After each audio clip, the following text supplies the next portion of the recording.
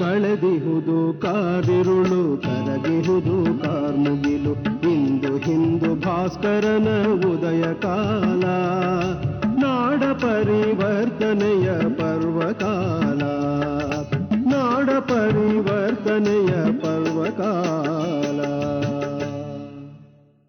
ನಮಸ್ಕಾರ. ಇವತ್ತಿನ ದಿವಸ ಸುಕೃತಿ ಪುಸ್ತಕ ಮಾಲಿಕೆಯಲ್ಲಿ ಘೋಷ್ ತಪಸ್ವಿ ಅನ್ನೋ ಪುಸ್ತಕದ ಬಗ್ಗೆ ಪರಿಚಯ ಮಾಡೋಕ್ಕೋಸ್ಕರ ನಾನು ಇವತ್ತಿಲ್ಲಿದ್ದೀನಿ. ಘೋಷ ತಪಸ್ವಿ ಶ್ರೀಯುತ ಸುಬ್ಬು ಶ್ರೀನಿವಾಸ್ ಅವರ ಜೀವನದ ಬಗ್ಗೆ ಇರುವಂಥ ಪುಸ್ತಕ. ಇದನ್ನು ಬರೆದಿರುವಂಥವರು ಶ್ರೀಯುತ ದೂಗು ಲಕ್ಷ್ಮಣ ಅವರು. ದೂಗು ಲಕ್ಷ್ಮಣ ಅವರು ಪ್ರಚಾರಕರಾಗಿದ್ದರು, ಹೊಸ ದಿಗಂತ ಮತ್ತು ವಿಕ್ರಮ ಪತ್ರಿಕೆಗಳಲ್ಲಿ ಸಂಪಾದಕರಾಗಿದ್ದರು. ಅವರು ಪತ್ರಕರ್ತರೂ ಆಗಿದ್ದಾರೆ. ಈಗಲೂ ಕೂಡ ಅನೇಕ ಸಂಪಾದಕೀಯರು ಬೇರೆ ಬೇರೆ ವಿಷಯಗಳ ಬಗ್ಗೆ ಅವರು ಬರೀತಾ ಇರ್ತಾರೆ. ಅವರು ಬರೆದಂಥ ಪುಸ್ತಕ ಇದು. ಶ್ರೀಯುತ ಸುಬ್ಬು ಶ್ರೀನಿವಾಸ್ ಅವರು ಪ್ರಚಾರಕರಾಗಿ ಹೊರಟ ನಂತರ ಅವರಿಗೆ ಘೋಷ ವಿಭಾಗವನ್ನು ನೋಡ್ಕೊಳ್ಬೇಕು ಅನ್ನುವಂಥ ಒಂದು ಸೂಚನೆಯನ್ನು ಸಂಘದಿಂದ ಕೊಡಲಾಯಿತು. ಘೋಷ್ ಆಗ ಅಷ್ಟೊಂದು ಬೆಳೆದಿರಲಿಲ್ಲ ಮತ್ತು ತುಂಬ ಕಷ್ಟದಲ್ಲಿ ಸ್ವಯಂ ಸೇವಕರು ಅದನ್ನು ಕಲಿತಾ ಇದ್ದರು. ಹೆಚ್ಚಾಗಿ ಉತ್ತರ ಭಾರತದ ಕಡೆ ಯಾವ ಘೋಷಿನ ಒಂದು ವ್ಯವಸ್ಥೆ ಇತ್ತು ಅಷ್ಟು ಕೌಶಲ್ಯವಾಗಿ ಕರ್ನಾಟಕದಲ್ಲಿ ಇರಲಿಲ್ಲ. ಸುಬ್ಬೂರು ಅದನ್ನು ಒಂದು ರೀತಿಯಲ್ಲಿ ಸವಾಲಾಗಿ ಸ್ವೀಕರಿಸಿ ಅದನ್ನು ಘೋಷ್ ವಿಭಾಗವನ್ನು ತಕ್ಕೊಂಡ್ರು. ಅದರ ಅನೇಕ ರೀತಿಯ ಪ್ರಯೋಗಗಳನ್ನು ಮಾಡ್ತಾ ಘೋಷ್ ವಿಭಾಗಕ್ಕೆ ಒಂದು ಹೊಸ ಮೆರಗನ್ನು ಕೊಟ್ಟರು. ಮೊದಲನೇದಾಗಿ ಘೋಷನ್ನು ಕಲಿಬೇಕು, ಮತ್ತು ಯಾರೋ ಸಂಗೀತ ಬರೋರು ಮಾತ್ರ ಕಲಿತಾರೆ. ಆ ಥರ ಇದ್ದಂಥ ಸಂದರ್ಭದಲ್ಲಿ ಸಾಮಾನ್ಯ ಸ್ವಯಂ ಸೇವಕ ಕೂಡ ಘೋಷನ ಕಲಿಬೇಕು ಅನ್ನುವಂಥ ಒಂದು ಉತ್ಕಟವಾದಂತಹ ಅಪೇಕ್ಷೆ ಸುಬ್ಬುವರಲ್ಲಿತ್ತು. ಹಾಗಾಗಿ ಅವರು ಅದಕ್ಕೋಸ್ಕರ ಸರಳವಾದ ವಿಧಾನ ಹೇಗೆ ಸುಲಭವಾಗಿ ಸ್ವಯಂ ಸೇವಕರಿಗೆ ಕಲಿಸ್ಬೇಕು, ಅದಕ್ಕೆ ಬೇರೆ ಬೇರೆ ರೀತಿಯ ಪ್ರಯೋಗಗಳನ್ನು ಮಾಡಿ ಸ್ವಯಂ ಸೇವಕರಲ್ಲಿ ಘೋಷ್ ನಾನು ಕೂಡ ಕಲಿಬೋದು ಅನ್ನೋ ವಿಶ್ವಾಸವನ್ನು ಹೆಚ್ಚಿದ್ರು.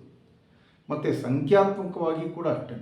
ಯಾಕೆಂತ ಹೇಳಿದ್ರೆ ಘೋಷ್ ಹೆಚ್ಚು ಕಮ್ಮಿ 50-60 ಸಂಖ್ಯೆ ಆದಾಗ ಸಿಂಕ್ರನೈಸೇಷನ್ ಅಂದರೆ ಒಟ್ಟಾಗಿ ವಾದನ ಮಾಡುವಂಥದ್ದು ತುಂಬ ಕಷ್ಟ ಆಗುತ್ತೆ. ಅದಕ್ಕೂ ಕೂಡ ಅನೇಕ ರೀತಿಯ ಪ್ರಯೋಗಗಳನ್ನು ಅವರು ಮಾಡಿ ಅದರಲ್ಲಿ ವಿಶ್ವಾಸ. ಇವೆಲ್ಲ ಈ ಪುಸ್ತಕದಲ್ಲಿ ಅವರು ಎಷ್ಟೆಲ್ಲ ಶ್ರಮಗಳು ಹಾಕಿದರು ಮತ್ತು ಇಲ್ಲಿ ಏನೆಲ್ಲ ಪ್ರಯೋಗಗಳನ್ನು ಮಾಡಿದರು, ಅದಕ್ಕಾಗಿ ಅವರು ಪಟ್ಟಂಥ ಬೇರೆ ಬೇರೆ ರೀತಿಯ ಕಷ್ಟಗಳಿರ್ಬೋದು ಅಥವಾ ಅದಕ್ಕೋಸ್ಕರ ಅವರು ಸಲ್ಲಿಸಿದಂಥ ಹಾದಿ ಎಲ್ಲವೂ ಈ ಪುಸ್ತಕದಲ್ಲಿ ದಾಖಲಾಗಿದೆ. ಘೋಷ್ನಲ್ಲಿ ಆಗ ಕೇವಲ ಆನಕ, ಶಂಕ, ವಂಶಿ ಇಷ್ಟು ಮಾತ್ರ ಕರ್ನಾಟಕದಲ್ಲಿ ಹೆಚ್ಚು ಬಳಕೆ ಆಗ್ತಾ ಇತ್ತು. ಹಾಗಾಗಿ ಇದಕ್ಕೆ ಶೃಂಗಘೋಷ್ ಕೂಡ ತರಬೇಕು ಅನ್ನುವಂಥ ಪ್ರಯತ್ನವನ್ನು ಮಾಡಿದಾಗ ಅದಕ್ಕೆ ಕೂಡ ಸುಬ್ಬು ಅವರು ಅದರದೇ ಆದಂಥ ರೀತಿಯಲ್ಲಿ ಅದಕ್ಕೆ ಸಂಬಂಧಪಟ್ಟಂಥವ್ರ ಬಗ್ಗೆ ಸಂಬಂಧಪಟ್ಟಂಥ ವಿಚಾರಿಸುವಂಥದ್ದು ಮತ್ತು ಹೆಚ್ಚು ಮಿಲಿಟ್ರಿನಲ್ಲಿ ಈ ಘೋಷಿನ ಬಗ್ಗೆ ಹೆಚ್ಚು ತಿಳಿದಂಥ ಅನುಭವಗಳಿದ್ದು ಅವರನ್ನು ಕೂಡ ಅವರು ಭೇಟಿ ಮಾಡ್ತಾಯಿದ್ರು. ಹಾಗಾಗಿ ಘೋಷಿನ ಒಂದು ಬೇರೆ ಒಂದು ಹಂತಕ್ಕೆ ತಗೊಂಡೋಗುವಂಥ ಒಂದು ವಿಷಯದಲ್ಲಿ ಸುಬ್ಬವರು ಪ್ರಮುಖವಾದಂಥ ಪಾತ್ರವನ್ನು ವಹಿಸಿದರು ಅಂತ ಹೇಳಬಹುದು. ಅದಾದಮೇಲೆ ಘೋಷ್ ಸಾಮಾನ್ಯವಾಗಿ ಘೋಷ ಸಂಘದಲ್ಲಿ ಬೆಳೆದಂಥ ದಾರಿ ಅಂತ ಹೇಳಿದ್ರೆ ಹೆಚ್ಚು ನಾವು ಮಿಲಿಟ್ರಿಯವರ ಹತ್ರದಿಂದ ನಾವು ಘೋಷನ್ನು ಎರವಲಾಗಿ ಪಡೆದಿದ್ವಿ. ಹಾಗಾಗಿ ಯಾವ ಬ್ರಿಟಿಷ್ ಕಾಲದಲ್ಲಿದ್ದಂಥ ರಚನೆಗಳಿತ್ತು ಅದು ಹೆಚ್ಚು ನಮಗೆ ಸಿಗ್ತಾಯಿತ್ತು. ಆದರೆ ನಾವು ಸಂಘದಲ್ಲಿ ಇದನ್ನು ಸ್ವದೇಶಿಯಾಗಿ ಮಾಡಬೇಕು. ಹಾಗಾಗಿ ನಮ್ಮ ಆ ರಾಗದ ಆಧಾರಿತವಾದಂತಹ ರಚನೆಗಳು ಬರಬೇಕು. ಇದನ್ನು ಸುಬ್ಬೂರು ಬಹಳ ಪರಿಶ್ರಮಪಟ್ಟು ಅನೇಕ ಸಂಗೀತಕಾರರ ಹತ್ರ ಮಾತಾಡಿ ಅವರ ಸಲಹೆಗಳನ್ನು ತಗೊಂಡು ಆಮೇಲೆ ಅನೇಕ ರಚನೆಗಳನ್ನು ಮಾಡಿ ಅದನ್ನು ನುಡಿಸಿ ಅದನ್ನು ಮತ್ತೆ ಅದನ್ನು ಇನ್ನಷ್ಟು ಮೆರುಗುಗೊಳಿಸುವ ದೃಷ್ಟಿಯಲ್ಲಿ ತುಂಬ ಪ್ರಯತ್ನವನ್ನು ಸುಬ್ಬು ಶ್ರೀನಿವಾಸ್ ಅವರು ಮಾಡಿದರು.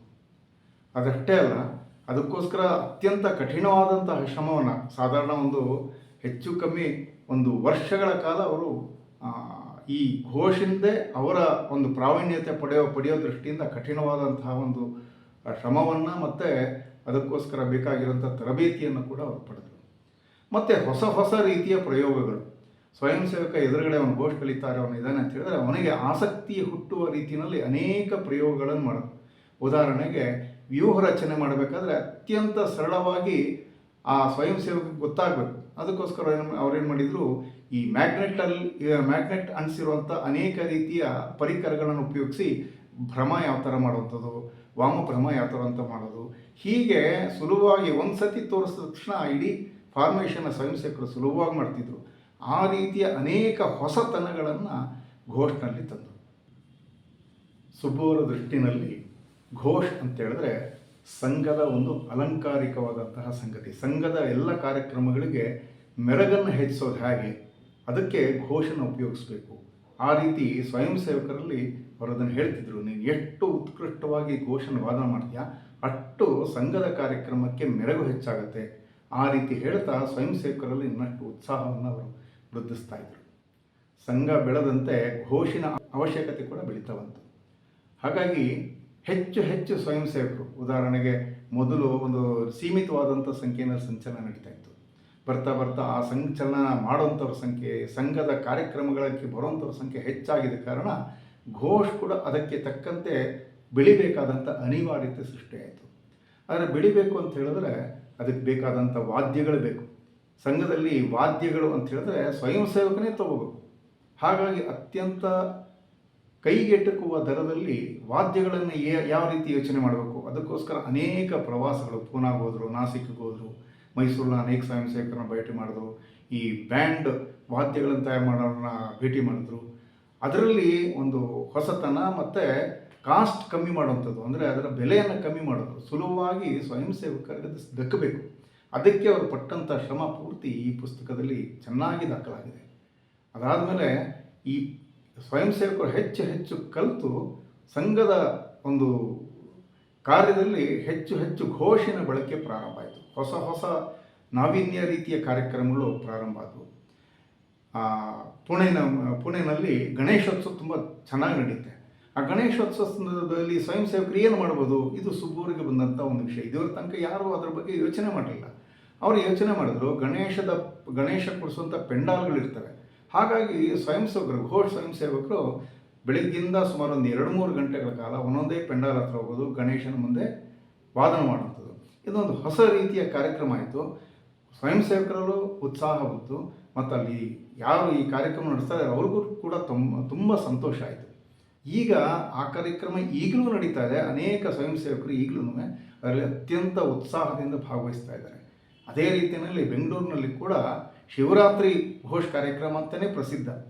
ಶಿವರಾತ್ರಿ ದಿವಸ ರಾತ್ರಿ ಹೊರಟು ಅನೇಕ ಶಿವನ ದೇವಸ್ಥಾನಕ್ಕೆ ಹೋಗಿ ಅಲ್ಲಿ ಘೋಷನ ಮೂಲಕ ಶಿವನ ಅರ್ಚನೆ ಮಾಡುವಂಥದ್ದು ಸಂಘದ ಸ್ವಯಂ ಸೇವಕರು. ಅಂದರೆ ಈಗ ಒಂದು ಕಾರ್ಯಕ್ರಮನ ಹುಟ್ಟ ಹಾಕ್ತಂಥವ್ರೆ ಶ್ರೀಯುತ ಸುಬ್ಬು ಶ್ರೀನಿವಾಸ್ ಅವರು. ಹೀಗೆ ಬೆಳೀತಾ ಬೆಳೀತಾ ಘೋಷ್ ಪ್ರವರ್ಧಮಾನಕ್ಕೆ ಬಂತು. ಯಾವ ಒಂದು ಕಲ್ಪನೆ ಮಾಡಲಿಕ್ಕಾಗಲ್ಲ. ಅಂದರೆ ಯಾವ್ದಾರು ಮಿಲಿಟ್ರಿಯವರು ಅಥವಾ ಬೇರೆ ಯಾವುದೇ ಒಂದು ಬ್ಯಾಂಡ್ಗೆ ಸಂಬಂಧಪಟ್ಟಂಥ ಸಂಸ್ಥೆ ಅವ್ರದ್ದು ಹಬ್ಬ ಅಂತ ಹೇಳಿದ್ರೆ 20, 30, 40 ಇಷ್ಟು ಸಂಖ್ಯೆಯನ್ನು ಮಾತ್ರ ಘೋಷ್ ನಡೆಸೋದಕ್ಕೆ ಅವ್ರನ್ನ ಪ್ರವೀಣರು. ಆದರೆ ಏಕ್ದಮ್ ದೊಡ್ಡ ಸಂಖ್ಯೆಯಲ್ಲಿ 500, 1000 ಈ 1000 ಸಂಖ್ಯೆಯಲ್ಲಿ ಕೂಡ ಘೋಷ್ ವಾದನ ಮಾಡಿದಾಗ ಅದು ಎಲ್ಲರದು ಸೇರಿ ಒಟ್ಟಿಗೆ, ಅಂದರೆ ಸಿಂಕ್ರನೈಸೇಷನ್ ಅಂತ ಹೇಳ್ತೀವಿ, ಅದನ್ನು ತರೋ ದೃಷ್ಟಿನಲ್ಲಿ ಸುಬ್ಬು ಅವರು ಅನೇಕ ರೀತಿಯ ಪ್ರಯೋಗಗಳನ್ನು ಮಾಡಿದ್ರು ಮತ್ತು ಯಶಸ್ವಿ ಕೂಡ ಆದರು. ಒಂದು ಈ ರೀತಿಯ ಘೋಷ್ ಕಾರ್ಯಕ್ರಮಕ್ಕೆ ಬಂದಂಥ ಮಿಲಿಟ್ರಿಯವರು ಈ ಒಂದು ಪ್ರಯೋಗವನ್ನು ನೋಡಿ ಅವರಿಗೆ ತುಂಬ ಅವಾಕ್ಕಾದರು. ನಾವು ಈ ಪ್ರಯೋಗನ ಕಲ್ಪನೆ ಮಾಡಿಲ್ಲ, ಈಗಾಗಲೇ ಸಾಧನೆ ಮಾಡಿಲ್ಲ. ಆ ರೀತಿಯಲ್ಲಿ ಘೋಷ್ ಬಗ್ಗೆ ಸುಬ್ಬು ಅವರ ಮನಸ್ಸಿನಲ್ಲಿ ಅನೇಕ ರೀತಿಯ ಹೊಸ ಹೊಸ ಪ್ರಯೋಗಗಳು, ವಿಷಯಗಳು ಬರ್ತಾಯಿತ್ತು. ಸುಬ್ಬು ಅವರ ಇನ್ನೊಂದು ಒಳ್ಳೆಯ ಗುಣ ಮತ್ತು ಆಕರ್ಷಕ ಗುಣ ಅಂತ ಹೇಳಿದ್ರೆ ಸದಾ ಹಸನ್ಮುಖಿ. ಯಾರನ್ನೇ ಆದರೂ ಒಂದು ಸತಿ ಸುಬ್ಬು ಅವರು ಮಾತಾಡಿಸಿದ್ರು ಅಂತ ಹೇಳಿದ್ರೆ ಜೀವನ ಪೂರ್ತಿ ಸುಬ್ಬು ಅವರು ಬರ್ತಾರೆ ಅಂತ ಹೇಳಿದ್ರೆ ಕಾಯ್ತಾ ಇದ್ರು. ಅಷ್ಟು ರೀತಿಯ ಮನಸ್ಸಿನಲ್ಲಿ ಪ್ರೀತಿ. ಅನೇಕ ಬಾರಿ ನಾವು ಸಂಘ ಶಿಕ್ಷಾ ವರ್ಗದಲ್ಲಿ ಸಮಾರೋಪ ಸಮಾರಂಭದಲ್ಲಿ ಭಾಗವಹಿಸಬೇಕಾದ್ರೆ ಆ ಸಮಾರೋಪಕ್ಕೋಸ್ಕರ ತಯಾರಿ ಮಾಡ್ತಾ ಇರಬೇಕಾದ್ರೆ ಸುಬ್ಬೂರು ಏನು ಮಾಡ್ತಿದ್ರು ಅಂತ ಹೇಳಿದ್ರೆ ಎಲ್ಲ ಸ್ವಯಂ ಸೇವಕರಿಗೆ ಎಷ್ಟು ಇಷ್ಟವೋ ಆ ರೀತಿ ಎಲ್ಲ ತಿಂಡಿಯ ವ್ಯವಸ್ಥೆಯನ್ನು ಮಾಡೋದು. ಅವರಿಗೆ ಒಂದು ರೀತಿಯ ಆದರಾತಿಥ್ಯ ಮಾಡೋದು ಅಂತ ಹೇಳಿದ್ರೆ ತುಂಬ ಒಂದು ಇಷ್ಟವಾದಂಥ ಕೆಲಸ, ಪ್ರೀತಿಯ ಕೆಲಸ. ಹಾಗಾಗಿ ಅವರು ಯಾವುದೇ ಬೈಠಕ್ನಲ್ಲಿ ನೋಡಿ ಅವರು ಈ ಮಧ್ಯದಲ್ಲಿ ಆ ಬೈಠಕ್ಕಿನ ಒಂದು ಇದರಿಂದ ಸ್ವಲ್ಪ ರಿಲ್ಯಾಕ್ಸ್ ಆಗಬೇಕು ಅಥವಾ ಸ್ವಲ್ಪ ಅವ್ರಿಗೆ ಒಂದು ರೀತಿಯ ಲವಲವಿಕೆ ಬರಬೇಕು ಅನ್ನೋ ದೃಷ್ಟಿಯಿಂದ ಎಲ್ಲ ಬೈಠಕ್ಗಳು ಅವ್ರು ಯೋಚನೆ ಮಾಡೋರು. ಏನಾದ್ರು ಒಂದು ಸಣ್ಣ ಮನಸ್ಸಿಗೆ ಖುಷಿ ಕೊಡುವಂಥದ್ದು ಏನಾದ್ರು ಕೊಡಬೇಕು, ಆ ರೀತಿಯ ಭಾವನೆ ಸುಬ್ಬು ಅವರಲ್ಲಿತ್ತು. ಹಾಗಾಗಿ ಯಾವುದೇ ಒಂದು ಬೈಠಕ್ ಇರ್ಬೋದು ಅಥವಾ ಯಾವುದಾದ್ರು ಒಂದು ಕಾರ್ಯಕ್ರಮ ಯೋಜನೆ ಮಾಡೋದರಲ್ಲಿ ಸುಬ್ಬವರು ಒಂದು ರೀತಿ ಸಿದ್ಧ ಹಸ್ತ ಅಂತ ಹೇಳ್ಬೋದು. ಮತ್ತು ಘೋಷದಂಡ, ಘೋಷ್ನಲ್ಲಿ ಆಜ್ಞೆ ಕೊಡೋಕ್ಕಾಗಲ್ಲ, ಯಾಕೆಂದರೆ ಯಾವುದು ಕೇಳಿಸೋದಿಲ್ಲ. ಹಾಗಾಗಿ ಇಡೀ ಘೋಷಿನ ಒಂದು ಕಂಟ್ರೋಲ್ ಅಂತ ಏನು ಹೇಳ್ತೀವಿ, ಅದನ್ನು ನಿರ್ವಹಣೆ ಮಾಡುವಂಥದ್ದೇ ಘೋಷದಂಡ. ಆದರೆ ಘೋಷದಂಡ ಮುಂಚೆ ಎಲ್ಲ ಒಂದು ಕಡ್ಡಿ ಇರ್ತಿತ್ತು, ಅದನ್ನು ತುಂಬ ಜಾಸ್ತಿ ಏನು ಗಮನ ಕೊಟ್ಟು ಯಾರು ಅದನ್ನು ಉಪಯೋಗಿಸ್ತಿರಲಿಲ್ಲ. ಆ ಸುಬ್ಬವರು ಆ ವಿಷಯಕ್ಕೆ ಬಂದಮೇಲೆ ಅದರದ ಒಂದು ರೂಪುರೇಷೆ ಬದಲಾಯಿತು. ಅದನ್ನು ತುಂಬ ಚೆನ್ನಾಗಿ ಅಲಂಕಾರ ಮಾಡೋದಾಗೆ, ಅದಕ್ಕೆ ಬೇರೆ ಬೇರೆ ರೀತಿಯ ಮೆರುಗನ್ನು ಕೊಡೋದಾಗೆ, ಇದನ್ನೆಲ್ಲ ಮಾಡಿದಂಥ ಸುಬ್ಬವರು ಅನೇಕರು ಬೇರೆ ಬೇರೆ ದೇಶದ ಬೇರೆ ಬೇರೆ ಭಾಗಗಳಿರೋರಿಗೆ ಇಷ್ಟೂ ಮಾಡ್ಬೋದಾ, ಈ ರೀತಿಯೂ ಮಾಡ್ಬೋದಾ ಅನ್ನೋ ಒಂದು ಹೊಸತನನ ಅವರು ಸುಬ್ಬವರು ಕೊಟ್ಟರು. ಅವರ ಕಾಲದಲ್ಲೇ 2 ಅಖಿಲ ಭಾರತ ಘೋಷ ವರ್ಗಗಳನ್ನು, ಅಂದರೆ ಇಡೀ ದೇಶದಲ್ಲಿರುವಂಥ ಪರಿಣತ ಘೋಷ ಸ್ವಯಂ ಸೇವಕರು ಒಟ್ಟಾಗಿ ಸೇರಿ ಒಂದು ವಾರ ಅದರ ಅಭ್ಯಾಸ ಮಾಡಬೇಕು ಮತ್ತು ಅಖಿಲ ಭಾರತ ಘೋಷ ವರ್ಗವನ್ನು ಮಾಡಬೇಕು ಅನ್ನೋಂಥ ಕಲ್ಪನೆ ಬಂದಿದ್ದೇ ಸುಬ್ಬವರಿಂದ. ಮೊದಲನೇ ಘೋಷ ವರ್ಗ ಮಂಗಳೂರಿನ ಪುಣಚದಲ್ಲಿ ನಡೀತು, 2ನೇದು ಕೇರಳದ ಕೊಲ್ಲಮ್ಮಲ್ಲಿ ನಡೀತು, ಅದಾದಮೇಲೆ ಅನೇಕವೂ ನಡೆದು. ಹೀಗೆ ಸುಬ್ಬವರ ಇಡೀ ದೇಶದ ಒಂದು ಘೋಷನ ಒಂದು ಕಡೆ ತರಬೇಕು, ಮತ್ತು ಅಲ್ಲಿರುವಂಥ ವೈವಿಧ್ಯತೆಗಳನ್ನು ನಾವು ಕಲಿಬೇಕು, ನಮ್ಮ ವೈವಿಧ್ಯತೆಗಳನ್ನು ಅವರು ಕಲಿಬೇಕು, ಬೇರೆ ಬೇರೆ ಪ್ರಾಂತಗಳಲ್ಲಿರುವ ವಿಶೇಷತೆಗಳನ್ನು ಪರಸ್ಪರರು ಗುರುತಿಸ್ಕೊಂಡು ಅದರಲ್ಲಿರುವಂಥ ಒಳ್ಳೆಯ ಸಂಗತಿಗಳನ್ನು ನಮ್ಮಲ್ಲಿ ಜೋಡಿಸ್ಕೋಬೇಕು ಅನ್ನೋಂಥ ಪ್ರಯತ್ನದಲ್ಲಿ ಸುಬ್ಬವರು ಯಶಸ್ವಿಯಾದರು ಅಂತ ಹೇಳ್ಬೋದು. ಸುಬ್ಬವರಲ್ಲಿ ಇನ್ನೊಂದು ವಿಶೇಷತೆ ಏನು ಅಂತ ಹೇಳಿದ್ರೆ, ಘೋಷನ್ನು ಸಂಘದ ಕೆಲಸದ ವಿಸ್ತಾರಕ್ಕೆ ಹೇಗೆ ಬಳಸ್ಬೋದು ಅನ್ನೋದ್ರ ಬಗ್ಗೆ ತುಂಬ ಚೆನ್ನಾದಂಥ ಕಲ್ಪನೆ ಅವರಲ್ಲಿತ್ತು.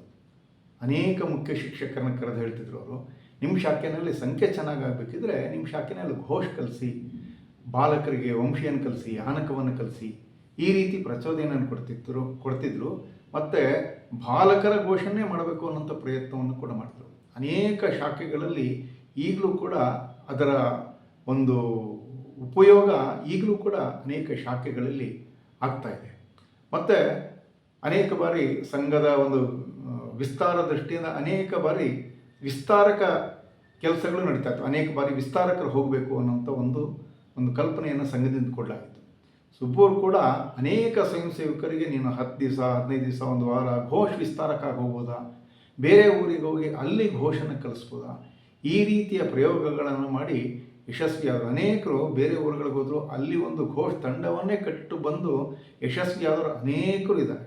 ಹೀಗೆ ಘೋಷನ್ನು ಬೆಳೆಸೋ ದೃಷ್ಟಿಯಿಂದ ಅನೇಕ ರೀತಿಯ ಪ್ರಯೋಗಗಳನ್ನು ಸುಬ್ಬವರು ಮಾಡಿ ಯಶಸ್ವಿಯಾದರು. ಸುಬ್ಬವರ ಮನಸ್ಸಿನಲ್ಲಿದ್ದಂಥದ್ದು ಘೋಷ ಅನ್ನೋಂಥದ್ದು ಸಂಘದ ಬೆಳವಣಿಗೆ ಬೇಕಾಗಿರೋಂಥ ಒಂದು ಸಂಗತಿ. ಸಾಮಾನ್ಯವಾಗಿ ಘೋಷ ಸ್ವಯಂ ಸೇವಕರು ಅಂದ ತಕ್ಷಣ ಒಂದು ರೀತಿಯ ಅಹಂ ಬರುವಂಥ ಒಂದು ಎಲ್ಲ ಅಪಾಯಗಳು ಇರ್ತಿತ್ತು. ಹಾಗಾಗಿ ಇವರು ಪ್ರತಿ ಬೈಠಕ್ನಲ್ಲೂ ಹೇಳೋರು, ಘೋಷ ಅನ್ನೋದು ಸಂಘ ಕಾರ್ಯಕ್ಕೆ ಮಾತ್ರ, ಸಂಘ ಘೋಷಗಲ್ಲ, ಘೋಷ ಸಂಘಕ್ಕೋಸ್ಕರ. ಹಾಗಾಗಿ ಸಂಘ ಕಾರ್ಯಕ್ಕೆ ಯಾವ ರೀತಿಯ ಅಪೇಕ್ಷೆ ಇದೆ ಆ ರೀತಿಯಲ್ಲಿ ಘೋಷ ಸ್ವಯಂ ಸೇವಕರು ನಡ್ಕೊಳ್ಬೇಕು. ಮತ್ತು ನಾವೇನೋ ಘೋಷನಲ್ಲಿದ್ದೀವಿ ಅನ್ನುವಂಥ ಅಹಂ ನಮ್ಮ ಮನಸ್ಸಿನಲ್ಲಿಯೂ ಸುಳಿಬಾರ್ದು. ಈ ರೀತಿಯ ಒಂದು ವಿಷಯವನ್ನು ಪ್ರತಿ ಬೈಠಕ್ಲನ್ನು ನಾವು ಕೇಳಿಸ್ಕೊಂಡಿದ್ವಿ. ಮತ್ತು ಆ ಥರ ಯಾರು ಮಾಡ್ತಾ ಇದ್ರೆ ತಕ್ಷಣ ತಿದ್ದುವಂಥದ್ದು.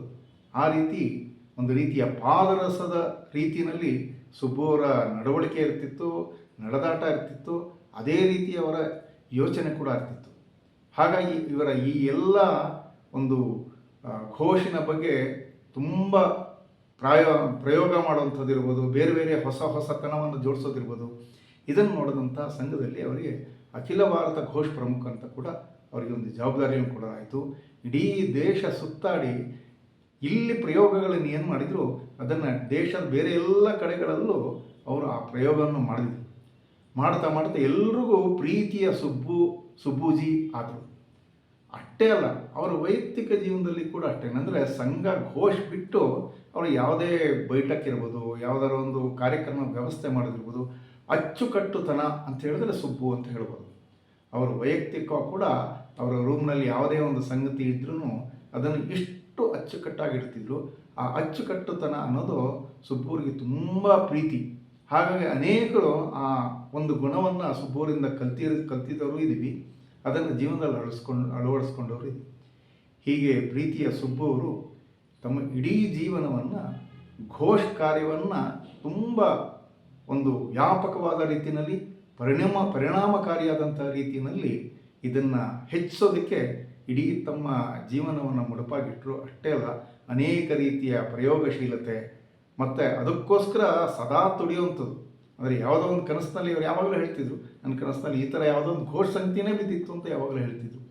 ಮತ್ತು ಬೇರೆ ಬೇರೆ ರೀತಿಯ ಔಟ್ ಆಫ್ ದ ಬಾಕ್ಸ್ ಅಂತೇನು ಹೇಳ್ತೀವಲ್ಲ, ಒಂದು ಸತಿ ಮಂಗಳೂರಿನಲ್ಲಿ ಕಾರ್ಯಕ್ರಮ ಆಯಿತು, ಸುಮಾರು 40,000 ಜನದ ಕಾರ್ಯಕ್ರಮ. ಘೋಷ್ ಏನು ಮಾಡೋದು? ಹಾಗಾಗಿ ಒಂದು ಸಲಹೆಯನ್ನು ಕೊಟ್ಟರು, ಘೋಷನ ಯಾರಿಗೆ ಕಲಿಸ್ಬೇಕು ಅಂತ ಹೇಳಿದ್ರೆ, ಯಾರು ಈಗಾಗಲೇ ಸಂಗೀತ ಕ್ಷೇತ್ರದಲ್ಲಿ ಕಾರ್ಯ ಮಾಡ್ತಾ ಇದ್ದಾರೆ, ಬ್ಯಾಂಡ್ ಸೆಟ್ ಗುಂಪುಗಳಿದ್ದಾವೆ, ನಾದಸ್ವರ ಗುಂಪುಗಳಿದ್ದಾವೆ, ಆ ಥರದವ್ರು ಯಾಕೆ ಘೋಷ್ ಕಲಿಸ್ಬಾರ್ದು? ಅಲ್ಲಿದ್ದಂಥ ಸ್ವಯಂ ಸೇವಕರಿಗೂ ಅನ್ನಿಸ್ತು. ಆ ಪ್ರಯೋಗ ನಾವು ಮಾಡಿದರೂ ಕೂಡ ಅನೇಕ ಬ್ಯಾಂಡ್ ಸೆಟ್ಗಳಲ್ಲಿ ವಾದನ ಮಾಡೋಂಥವ್ರು ಮತ್ತು ವಾದ್ಯಗೊಟ್ಟಿಯಲ್ಲಿ ವಾದನ ಮಾಡೋಂಥವ್ರು, ಮಂಗಳವಾದ್ಯ ನುಡಿಸುವಂಥವ್ರು ಎಲ್ಲರೂ ಘೋಷನ್ನು ಕಲಿತು ಸಂಘದ ಒಂದು ಪಥಸಂಚಲನ ಭಾಗವಹಿಸಿದ್ರು. ಸುಬ್ಬವ್ರವ್ರು ಹೇಳಿದ್ದು ಒಂದೇ, ನೀವೆಲ್ಲರೂ ಇದನ್ನು ಹಣಕ್ಕಾಗಿ ಮಾಡ್ತಿದ್ದೀರಾ, ಆದರೆ ಇಲ್ಲಿ ಸಂಘದಲ್ಲಿ ಇದನ್ನು ದೇಶಕ್ಕಾಗಿ, ಭಾರತ ಮಾತೆಗಾಗಿ ಮಾಡಬೇಕು ಅನ್ನುವಂಥ ಒಂದು ಉತ್ಸಾಹವನ್ನು ಕೊಟ್ಟು ಅವರಿಗೆ ಈ ಘೋಷನಲ್ಲಿ ಜೋಡಿಸ್ಕೊಂಡು, ಅಂದರೆ ಈ ರೀತಿ ಪ್ರಯೋಗಶೀಲತೆ ಮಂಗಳೂರಿನಲ್ಲಿ ಮಾಡಬೇಕಾದ್ರೆ ಚಂಡೆಯನ್ನು ಯಾಕೆ ಉಪಯೋಗಿಸ್ಬಾರ್ದು, ಕಹಳೆಯನ್ನು ಯಾಕೆ ಉಪಯೋಗಿಸ್ಬಾರ್ದು, ಹೀಗೆ. ಮತ್ತು ತಾಳವಾದ್ಯ ಅಂತ ಹೇಳಿದ್ರೆ ಬರೀ ನಮ್ಮಲ್ಲಿರುವಂಥ ಝಲರಿ ಒಂದೇ ಅಲ್ಲ, ಜಾಗಟೆ, ಅದ್ರ ಜೊತೆಗೆ ಬೇರೆ ಬೇರೆ ರೀತಿಯ ಸಂಗತಿ, ಗಂಟೆ, ಇದೆಲ್ಲ ಉಪಯೋಗಿಸ್ಬೋದು ಅನ್ನುವಂಥ ಪ್ರಯೋಗಶೀಲತೆ ಮಾಡಿದ್ರು. ಅನೇಕರಿಗೆ ಅದು ತುಂಬ ಇಷ್ಟವೂ ಆಯಿತು. ಅನೇಕ ಕಡೆ ಈಗಲೂ ಕೂಡ ಅದನ್ನು ಬಳಸ್ತಾರೆ. ಹೀಗೆ ಘೋಷಿಗೆ ಒಂದು ಹೊಸ ಮೆರಗನ್ನು ಕೊಟ್ಟಂಥ ಸುಬ್ಬು ಅವರು, ಅದಕ್ಕೆ ಅವರೆಲ್ಲ ಏನೆಲ್ಲ ಪ್ರಯತ್ನ ಮಾಡಿದ್ರು, ಎಷ್ಟೆಲ್ಲ ಶ್ರಮ ಹಾಕಿದ್ರು ಅನ್ನೋದು ಈ ಪುಸ್ತಕದಲ್ಲಿ ತುಂಬ ಚೆನ್ನಾಗಿ ಮೂಡಿಬಂದಿದೆ. ಹಾಗಾಗಿ ಎಲ್ಲರೂ ಈ ಪುಸ್ತಕವನ್ನು ಓದೋದ್ರ ಮೂಲಕ ಸುಬ್ಬು ಶ್ರೀನಿವಾಸ್ ಅವರ ಬಗ್ಗೆ ಇನ್ನು ಹೆಚ್ಚು ತಿಳ್ಕೊಳ್ಬೋದು ಅಂತ ನನಗನ್ಸುತ್ತೆ. ದಯಮಾಡಿ ಎಲ್ಲರೂ ಈ ಪುಸ್ತಕವನ್ನು ಓದಿ. ಪರಂ ವೈಭವನ್ನೇತುಮೇತತ್ ಸ್ವರಾಷ್ಟ್ರಂ ಸಮರ್ಥಾ ಭವತ್ವಾಶಿಷಾ ತೇ ಭೃಶಂ. भारत माता की जय.